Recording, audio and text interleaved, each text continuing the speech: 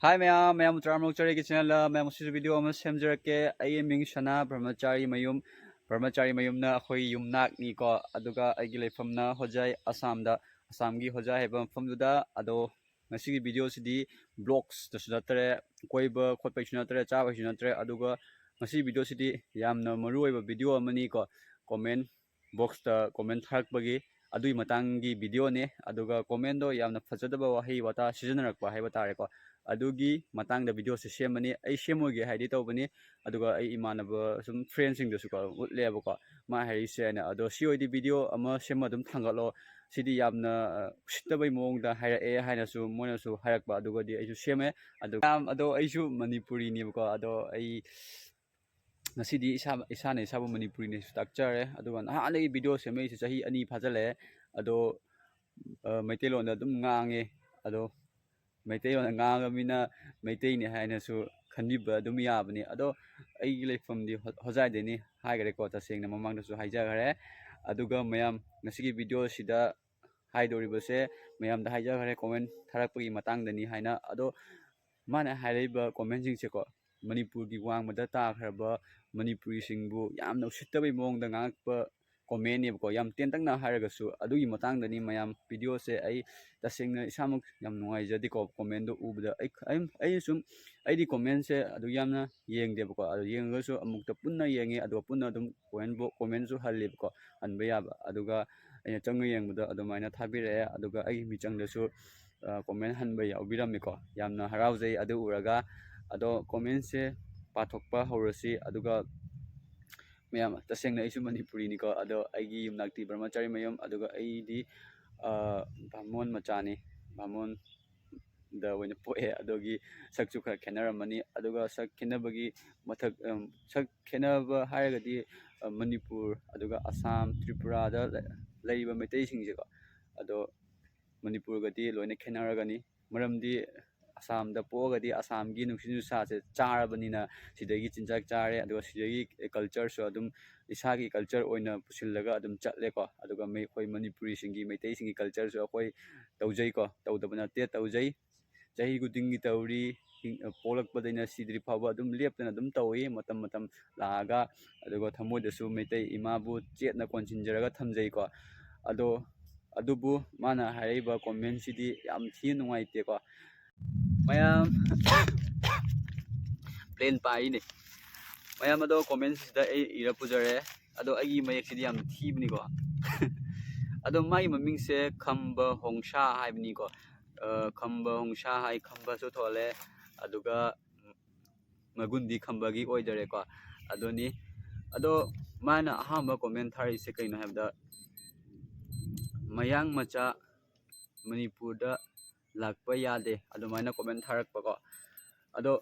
akhoi Manipur gi wangmada takhre haina akhoi sibu loina mayang macha oiragadro khamba hongsha da duni ko ina harise aduga Manipur gi wangmada takhraba chojaina na takhraba meitai punamuk Manipuri punamuk pu prithibi manunga tariba Manipuri punamuk pu khumjillaga isagi manungda ko khumjillaga aina oina haijare ko mana harise Manipur gi wangmada takhraba Manipuri khoibu ko yan usittabai mongda natabra mayam adoni mayang lakpa yade Manipur da adumai tharakpa ko mayam so adum comment box ta habiramo mana haise ado mathangda mana amuk thare ko lao fajani nak mit mai pomaga hanba tare hai mayam si matang sidi kai haidodi aina Manipur da hara rauna ima leibak Manipuri aina khallaga laksagadawri aduga Manipur dana ai phune ngai leikhre mayam kai dauni kai upai lei mayam da ai hangi sini bako ado ai lakadauba hoi lakpuni lakani ado lakadauba gijare ko aisu minina una phubi da aisu nabado ya phangdui China do phangdui ni ko ado yamna thina ikai doini Manipur chalaga ado mai chai jala ekai ni ko ado ikai doini ko ado sumaina comment thari se magi mtakta legal action amali lakotpa yabni ado adum khoi Manipuri meeting machine ngaktanina adumai lakotpa do pamde aduga mathangda muk ma thare ko mayang macha lawai macha aina ado khamba hongsha namodani ko aina harise ado mayang macha haido kana duno khoi ꯃꯅꯤꯄꯨꯔꯗꯒꯤ ꯋꯥꯡꯃ ꯇꯥꯈ꯭ꯔꯦ ꯍꯥꯏꯅ ꯑꯩꯈꯣꯏꯁꯦ ꯂꯣꯏꯅ ꯃꯌꯥꯡ ꯃꯆꯥ ꯑꯣꯏꯔꯒꯗ꯭ꯔꯥ ꯍꯣꯏ ꯁꯛꯄꯨꯗꯤ ꯈꯦꯠꯅꯔꯛꯀꯅꯤ ꯃꯔꯝꯗꯤ ꯑꯩꯈꯣꯏ ꯑꯁꯥꯝꯗ ꯂꯣꯏꯅ ꯇꯥꯕꯅꯤꯀꯣ ꯑꯩꯅ ꯑꯉꯥꯡ ꯑꯣꯏꯔꯤꯉꯩꯗꯒꯤ ꯇꯤꯟꯅꯔꯛꯏ ꯃꯤꯁꯤꯡꯁꯦ ꯃꯅꯤꯄꯨꯔꯤ ꯈꯛꯇ ꯅꯠꯇꯦ ꯂꯣꯏꯅ ꯁꯨꯔꯦꯀꯣ ꯑꯩ ꯑꯁꯥꯃꯤꯁꯁꯨ ꯍꯩ ꯕꯦꯡꯒꯣꯂꯤꯁꯨ ꯍꯩ ꯍꯤꯟꯗꯤꯁꯨ ꯉꯥꯡꯕ ꯍꯩ ꯑꯗꯣ ꯅꯪꯗꯤ ꯍꯩꯔꯝꯃꯣꯏ ꯑꯗꯣ ꯑꯩꯗꯤ ꯍꯩꯌꯦꯕꯀꯣ ꯑꯗꯣ ꯃꯌꯥꯝꯗꯣ ꯇꯤꯟꯅꯔꯛꯄꯅꯤꯅ ꯁꯛꯇꯣ ꯈꯔ ꯃꯤꯛꯁ ꯑꯞ ꯂꯥꯛꯄ ꯇꯥꯔꯦ ꯎꯄꯥꯏꯗꯤ ꯂꯩꯇꯦꯀꯣ ꯑꯗꯨꯅ ꯑꯗꯨ ꯑꯣꯏꯔꯒꯁꯨ ꯃꯥꯅ ꯑꯁꯨꯃꯥꯏꯅ ꯍꯥꯏꯔꯛꯄꯁꯤꯗꯤ ꯌꯥꯝꯅ ꯅꯨꯡꯉꯥꯏꯇꯦ ꯑꯩꯈꯣꯏ ꯃꯅꯤꯄꯨꯔꯒꯤ ꯋꯥꯡꯃꯗ ꯇꯥꯈ꯭ꯔꯕ ꯃꯅꯤꯄꯨꯔꯤ ꯄꯨꯝꯅꯃꯛꯄꯨ ꯌꯥꯝꯅ ꯆꯦꯟꯊꯍꯜꯂꯒ ꯌꯥꯝ ꯎꯁꯤꯠꯇꯕꯩ ꯃꯑꯣꯡꯗ ꯉꯥꯡꯉꯛꯄ ꯋꯥꯍꯩꯅꯦꯕꯀꯣ ꯋꯥꯍꯩ ꯋꯥꯇꯥꯅꯤ ꯑꯗꯨꯅꯤ ꯃꯌꯥꯝ ꯑꯗꯨꯒ ꯑꯃꯨꯛ ꯀꯣꯃꯦꯟ ꯃꯆꯥ ꯑꯃꯒ ꯊꯥꯔꯛꯑꯦꯕꯀꯣ ꯌꯥꯝ ꯄꯛꯇꯦꯍꯦ ꯂꯋꯥꯏ ꯃꯆꯥ ꯃꯌꯥꯝ ꯑꯗꯣ ꯂꯋꯥꯏ ꯃꯆꯥ ꯍꯥꯏꯁꯤꯕꯨ ꯀꯩ ꯍꯥꯏꯅꯣ ꯑꯩ ꯈꯪꯗ꯭ꯔꯦ ꯑꯗꯣ ꯂꯋꯥꯏ ꯃꯆꯥꯁꯦ ꯀꯣꯃꯦꯟ ꯄꯤꯔꯛꯏꯕ ꯅꯪꯅ ꯑꯣꯏꯗꯣꯏꯔꯥ ꯅꯠꯇ꯭ꯔꯒ ꯑꯩꯅ ꯑꯣꯏꯗꯣꯏꯔꯥ ꯑꯗꯨꯗꯤ ꯃꯌꯥꯝꯅ ꯈꯪꯕꯤꯔꯝꯃꯅꯤꯀꯣ ꯑꯗꯣ ꯌꯥꯝ ꯊꯤꯅ ꯄꯛꯇꯦꯍꯦ ꯑꯗꯣ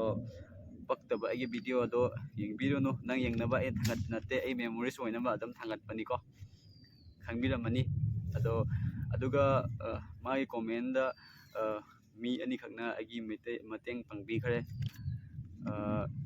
ꯀꯔꯅꯖꯤꯠ ꯋꯥꯍꯦꯡꯕꯝ ꯍꯥꯏꯗꯨꯅ ꯑꯩꯒꯤ ꯃꯇꯦꯡ ꯄꯥꯡꯕꯤꯈ꯭ꯔꯦ ꯀꯣ ꯃꯥꯏ ꯀꯣꯃꯦꯟ ꯕꯣꯛꯁꯇ ꯑꯗꯨꯝ ꯃꯉꯣꯟꯗ ꯆꯩꯕꯤꯈ꯭ꯔꯦ ꯑꯗꯨꯒ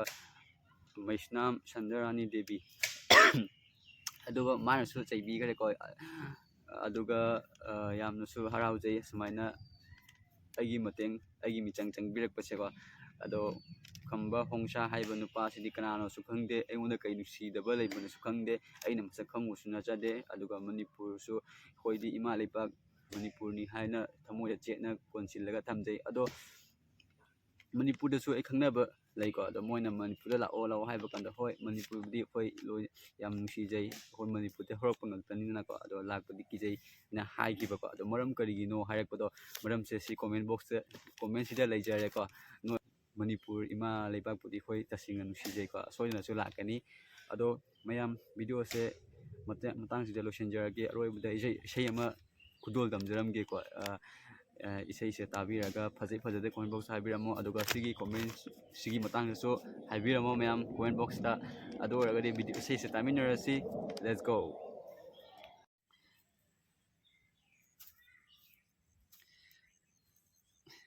ꯃꯌꯥꯝꯗ ꯍꯧꯖꯤꯛ ꯑꯩ ꯂꯧꯕꯨꯛꯇ ꯑꯣꯏꯅ ꯑꯃꯨꯛ ꯂꯥꯛꯆꯔꯦ ꯅꯨꯡꯁꯥꯁꯨ ꯌꯥꯝ ꯁꯥꯔꯦꯀꯣ ꯑꯗꯨꯒ ꯍꯛꯆꯥꯡꯁꯨ ꯁꯥꯒꯠꯂꯦ ꯑꯗꯨꯒ ꯀꯩꯅꯣꯝꯃꯁꯨ ꯍꯥꯏꯍꯧꯗꯔꯦ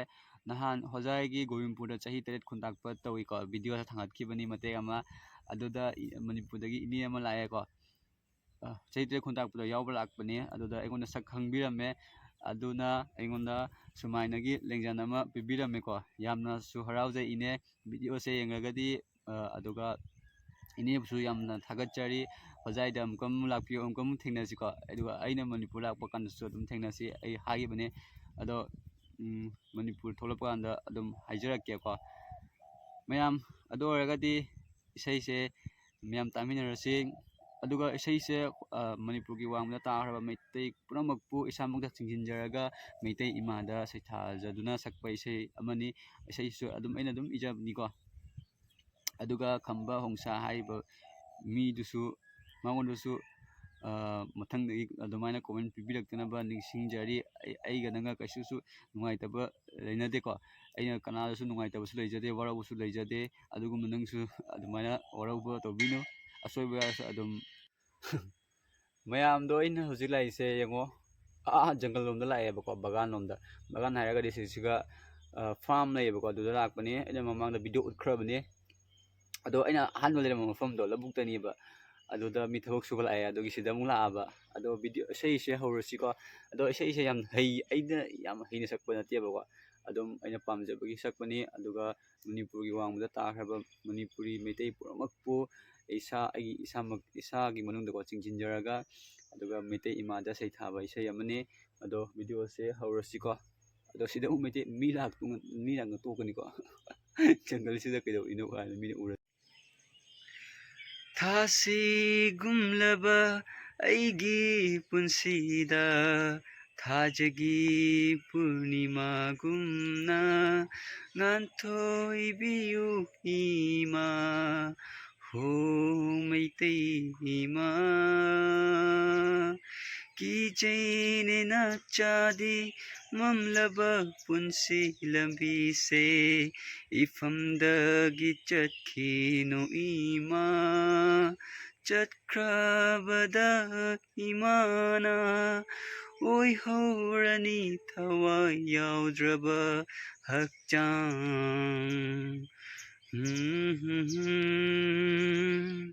이마기 탐팍뜨기 랍나 땀나 레이크라브수 이마부디 나짜나 미쿠 쿠딩다 라짜두나 탐니에 호 이마 호 메이테이 이마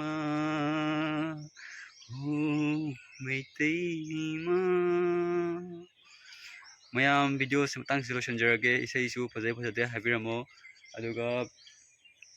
ꯚꯤꯗꯤꯑꯣꯁꯤꯕꯨ ꯂꯥꯏꯛ ꯇꯧꯕꯤꯔꯝꯃꯣ ꯀꯣꯃꯦꯟ ꯕꯣꯛꯁꯇ ꯀꯣꯃꯦꯟ ꯍꯥꯏꯕꯤꯔꯝꯃꯣ ꯁꯤꯡꯅꯁꯨ ꯁꯕꯁꯀ꯭ꯔꯥꯏꯕ ꯇꯧꯁꯟꯕꯤꯔꯝꯃꯣ ꯃꯌꯥꯝ ꯃꯊꯪꯒꯤ ꯚꯤꯗꯤꯑꯣꯗ ꯊꯦꯡꯅꯔꯁꯤ ꯉꯁꯤꯒꯤꯗꯤ ꯁ꯭ꯋꯥꯏꯗ ꯕꯤꯗꯥꯏ ꯂꯧꯖꯔꯒꯦ ꯃꯌꯥꯝ ꯅꯥꯕ ꯌꯦꯛꯄ ꯌꯥꯎꯗꯕ ꯃꯄꯨ ꯃꯥꯒꯤ ꯃꯐꯝꯗꯒꯤ ꯊꯧꯅꯤꯖꯔꯤꯀꯣ ꯈꯣꯏꯔꯝꯖꯔꯤ ꯑꯗꯣ ꯑꯩꯈꯣꯏꯒꯤ ꯂꯩꯔꯤꯕ ꯏꯁꯣꯔ ꯍꯥꯏꯕꯨ ꯂꯩꯔꯤꯕ ꯅꯦꯆꯔꯁꯤꯅꯦꯕꯀꯣ ꯄ꯭ꯔꯀꯤꯇꯤꯁꯤꯕꯨ ꯑꯩꯈꯣꯏꯅ ꯀꯟꯅ ꯊꯝꯃꯒꯗꯤ ꯄ꯭ꯔꯀꯤꯇꯤꯁꯤꯅ ꯑꯩꯈꯣꯏꯕꯨꯁꯨ ꯀꯟꯅ ꯊꯝꯗꯣꯏꯅꯤ ꯃꯌꯥꯝ ꯑꯗꯨꯅ ꯄ꯭ꯔꯀꯤꯇꯤꯕꯨ ꯀꯟꯅꯕ ꯍꯣꯠꯅꯁꯦ ꯕꯥꯏ ꯕꯥꯏ